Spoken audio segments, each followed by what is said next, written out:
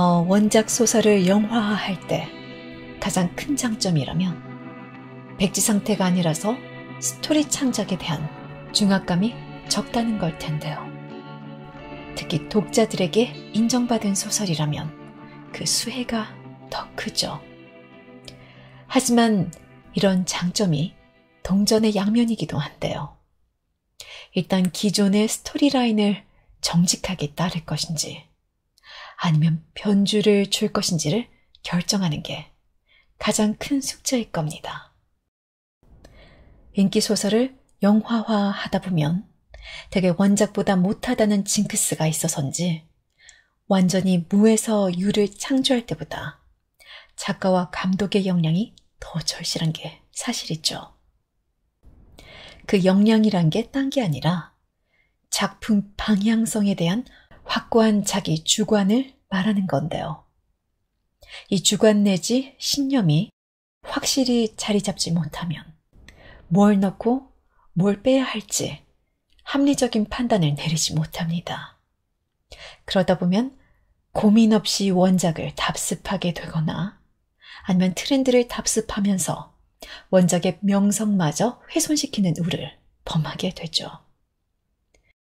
앞서 말한 측면에서 봤을 때 하나레이베이의 마츠나가 다이시 감독은 아주 스마트합니다. 단편 소설이라는 최소한의 자원을 두고 뭘 덜어내야 할지 또 뭘 추가해야 할지 치열하게 고민하고 예리하게 판단하는 흔적이 역력하거든요. 그 덕분에 영화 전반의 균형감이 상당히 좋아요. 가장 많이 덜어낸 부분은 바로 주인공 사치의 과거입니다. 사치의 사연이 원작 소설에서는 꽤 비중 있게 묘사되어 있는데 영화에선 그 모든 걸 고농축 장면 몇 개로 대체하죠. 이를테면 고교 시절 피아노를 시작하게 된 계기나 그만둔 사연 설명은 아예 통으로 덜어냈고요. 피아노 치는 여고생 뒷모습 몇 초로 대신하고 있죠. 이후 요리를 배우러 미국에 갔는데 중간에 또 고비가 왔다. 이런 구체적인 내용도 사치가 대사 한 줄로 요약해버리는데 특히 영화 중반 사치가 일본 청년 둘에게 자기 소개할 때 시크한 대사 몇 줄로 20년 세월을 압축해버리는 센스는 정말 압권이죠. 저는 구구절절한 회상신보다 그런 연출이 100번 낫다고 봅니다. 군더더기가 없잖아요. 물론 회상신이 전혀 없진 않습니다. 과거와 현재를 오가는 구성 때문에 전개상 꼭 필요한 회상신이 인서트 되는데 그중에 남편을 기억하는 장면은 딱 하나뿐이에요. 한 3분 정도?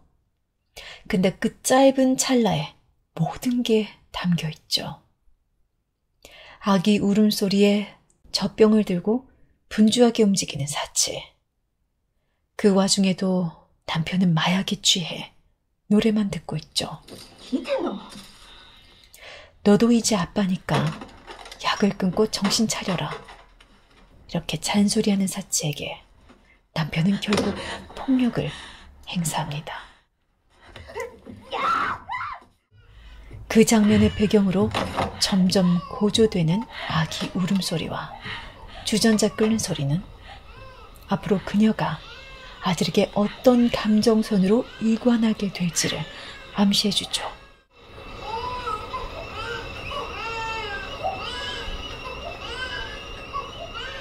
불 위에 있는 주전자처럼 위태로운 삶. 그 삶의 무게에 주저앉아버린 사치. 그런 그녀에게 우는 아들을 달랠 마음의 여유가 있었을까? 관객들은 그제서야 그녀가 아들의 죽음 앞에서도 지나치리만큼 건조했던 이유를 이해하게 됩니다. 그리고 서서히 그녀의 아픔에 공감하기 시작하죠. 이 영화가 하루키의 원작 소설처럼 담담하게 공감을 이끌어내는 건 이런 덜어내기와 압축의 묘미를 극대화했기 때문인데요. 근데 이게 또 진짜 민감한 게 너무 덜어내다 보면 스토리가 붕 떠요. 8, 90년대 유행했던 중국 무협 영화나 프랑스 영화가 그 대표적인 예인데 너무 덜어내다 보니까 봐도 이해가 안 되는 거죠. 그래서 못 알아들을수록 예술 영화다 라고 우스갯소리를 하기도 했는데 관객들의 이해를 위해 최소한의 친절을 베풀려면 추가하는 결단도 반드시 필요합니다. 단 과하지도 모자라지도 않게 적정선을 잘 지켜서. 참 어렵죠? 그래서 좋은 영화 만들기가 이렇게 힘든가 봅니다. 일단 이 영화에서 가장 핵심이 되는 추가 장치는 사치의 심리 변화를 대변해주는 3가지 메타포인데요. 사치가 있던 책, 아들의 손도장, 그리고 카세트 플레이어. 바로 이 3가지입니다.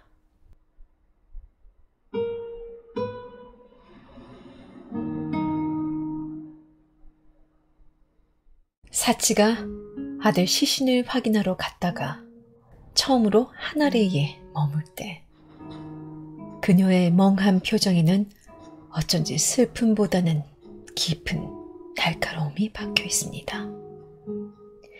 아무런 준비 없이 엄마가 됐을 때처럼 너무나 급작스럽게 아들을 떠나보냈기에 그녀는 늘 아들보다 한 발 늦은 기분이었을 테죠. 그리고 마치 그 분을 사귀려는 듯 강박적으로 책을 읽기 시작하는데요. 모두가 행복해 보이는 해변가에서 심각한 얼굴로 탐독하던 소나기가 내리는 순간에도 읽기를 멈추지 않던 그 책은 바로 The Black Cat. 큰 이변이 없다면 에드가 알런 포의 그 검은 고양이가 맞을 겁니다. 분노의 결정체라고 할 수 있는 이 문학작품은 긴 침묵 속에 굳은 표정으로 일관하던 그때 그녀의 날선 심리 상태를 대변해주고 있죠. 그렇게 그녀는 하나레이 해변에서 매년 다른 책을 읽는데요. 그러다 10년째 되던 해 그녀가 카페에 써있던 책은 다름 아닌 피츠제럴드의 작품입니다. 원작자 하루키의 피츠제럴드의 사랑을 오마주했다고도 볼 수 있지만 단지 그뿐만은 아닐 겁니다. 상실과 허무라는 키워드를 분노가 아닌 체념과 수용의 단계까지 끌어올리는 피츠제럴드의 태도를 사치에게 그대로 이입시킨 게 아닐까 하는데요. 근데 안타깝게도 책날개에 적힌 작가 이름은 봤는데 책 표지가 햇빛에 비치는 바람에 제목을 못 봤습니다. 누구 보신 분 있으시면 댓글에 남겨주세요. 정확한 작품명은 모르지만 피츠제럴드의 작품은 되게 어떤 느낌인지 우리 잘 알잖아요? 뭔진 몰라도 분명 클라이막스에서부터 서서히 무너져 내리는 과정을 자조적 색채로 그린 그런 작품이었을 것 같습니다. 분노와 상실감의 절정에서 10년간 서서히 무너져 내려온 사치는 검은 고양이 때보다 확실히 누그러진 모습인데요. 세월의 흐른 만큼 아픔에 대처하는 자세도 초연해졌음을 암시해주는 첫 번째 깨알 같은 메타포는 사치의 책이었습니다.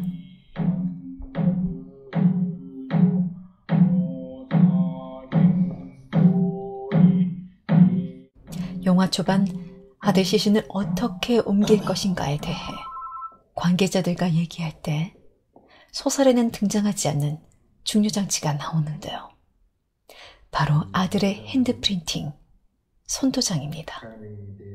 담당 경찰의 아내이자 시신 안치소 관계자인 현지 여성은 사치에게 아들 화장 전에 미리 손도장을 찍어놓길 권하지만 사치는 단호하게 거절하는데요. 여느 엄마들처럼 비통해야 하지 않는 사치가 오히려 더 안쓰러웠는지 그 여성은 이런 묘안을 냅니다. 내가 찍어서 보관하고 있을 테니까 필요하면 언제든지 찾아가라고 말이죠. 미동도 없는 사치의 표정은 어쩐지 고집스럽기까지 합니다. 정작 이를 지켜보는 이들은 그녀가 언젠가는 그 손도장을 찾게 되리란 걸 짐작하는데도 말이죠. 그리고 그때부터 관객들은 카운트다운을 시작합니다. 과연 언제, 어떤 극적인 계기로 그녀가 아들의 손도장을 가져갈 것인가 하고 말이죠. 이런 관객들의 기대치를 비웃기라도 하듯 그녀는 일본으로 돌아오자마자 아들의 모든 유품들을 철저히 밀폐시켜 두는데요. 그렇게 10년의 세월이 흐른 뒤 우연히 외다리 일본인 서퍼 얘기를 들으며 폭풍 뒤 고요 상태였던 그녀의 마음에 다시금 거센 파도가 일기 시작합니다.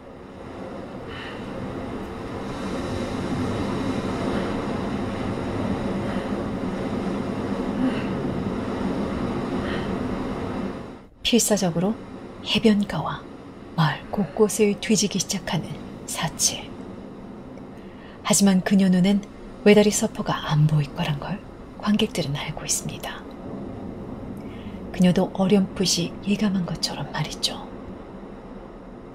아들을 못 볼 수도 있다는 모호한 불안감에 더욱 강박적으로 수색하던 사치는 결국 극 초반 그녀를 꿰뚫어 보던 시신 안치소 담당자를 찾아가게 됩니다.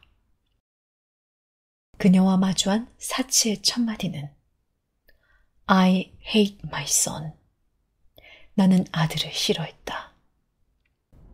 그리곤 고백성사 같은 항복 선언을 이어가는데요.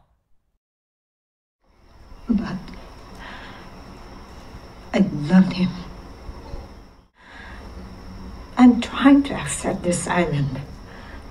But maybe this island does not accept me. Do I need to accept that too? 항복. 어설픈 아이들도 볼 수 있는 아들의 환영을 그녀는 끝내 볼 수 없었다는 걸, 평생에 걸친 아들과의 숨바꼭질에서 졌다는 걸 그녀가 인정하는 순간입니다. 그녀가 실존하는 형태로 만날 수 있는 건 고작해야 아들의 손도장과 숙소 주인이 전해준 아들의 사진뿐. 정작 엄마인 자신은 단 한 번도 마주하지 못했던 햇살처럼 환한 아들의 사진 말이죠. 그 순간 그녀는 자신을 원망했을 겁니다. 왜 진작 마음껏 사랑해주지 않았을까? 왜 아들에게 남겨진 남편의 잔상을 마주하려 하지 않았을까? 그리고 왜 나는 나의 과거를 그토록 지겹게 미워하고 있었을까?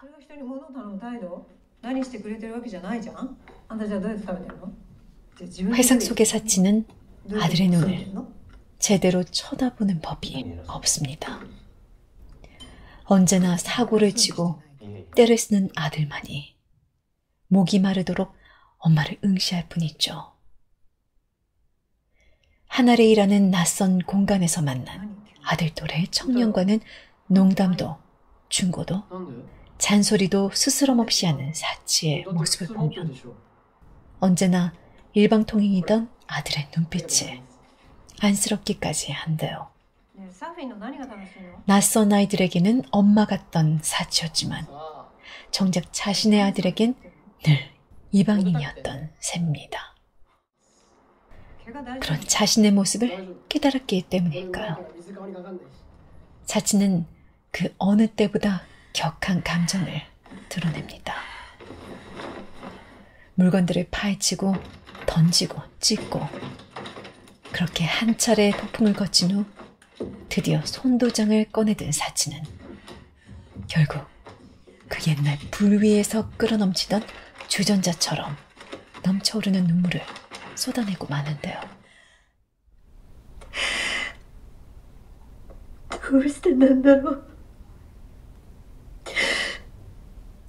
이어 아들의 손도장 위에 조심스레 자신의 손을 얹어보는 사치.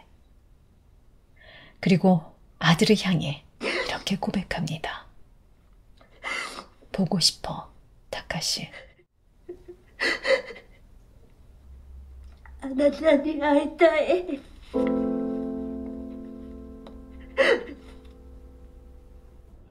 손과 손의 만남. 그건 상처라는 미명하에 19년이나 서로의 진심을 숨겨왔던 엄마와 아들의 첫 아이 컨택이자 화해의 악수이지 않았을까요?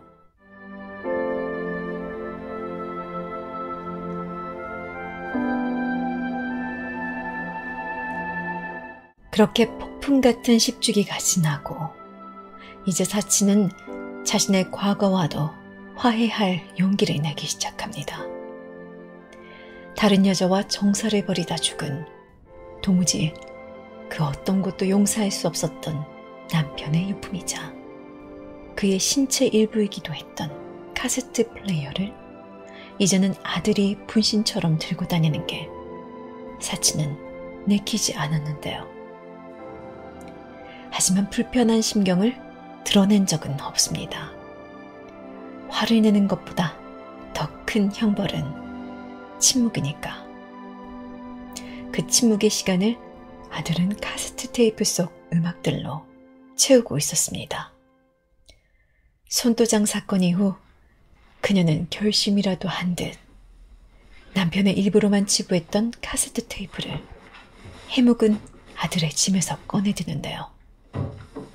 이건 아마도 잊고 싶었던 남편의 기억, 그리고 그를 닮은 아들의 모습을 있는 그대로 받아들이겠다는 또 다른 의미의 화해였을 겁니다.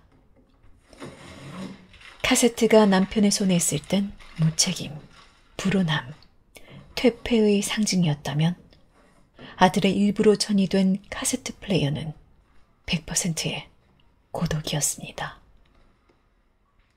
아들이 죽는 순간 듣고 있었던 이기팝의 더 패신저를 들으며 두 눈 가득 눈물이 고이는 사치. 모자에 공간 곳곳을 채우던 숱한 침묵과 고독이 자전거를 타는 아들의 해맑은 미소와 극적인 대조를 이루며 슬픔은 클라이막스에 달하는데요. 그렇게 메타포가 전하는 메시지도 절정에 이르죠.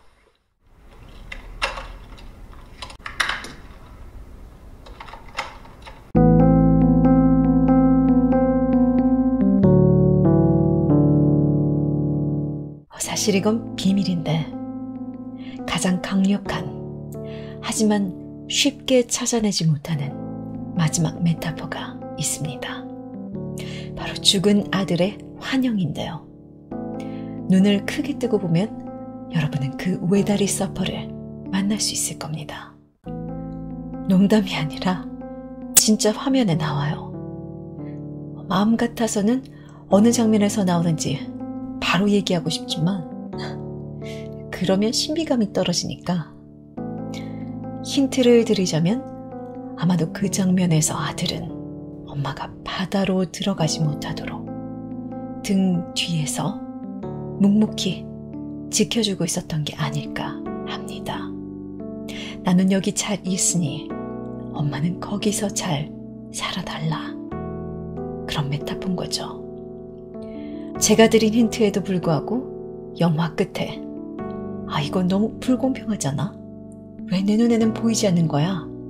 라고 말씀하신다면 그건 전적으로 요시다요 탓입니다.